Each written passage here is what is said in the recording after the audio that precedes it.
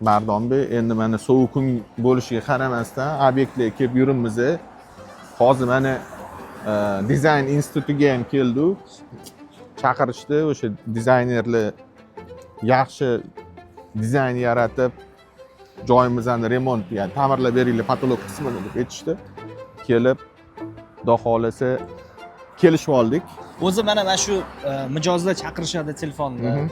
Mana shu kelish xizmati pulli bo'ladimi yo qanaqa? Umuman xolis xizmat sifatida shu olishmasa ham tanish bilish bo'lib ketib, nima deydi, maslahatini berib ketamiz. Mana Sherzod aka, o'zingiz 15 yillik tajribaga ega mutaxassissiz shu qurilish mollari, qurilish sohasida.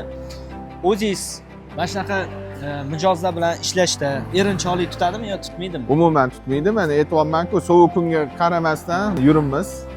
Obyekt.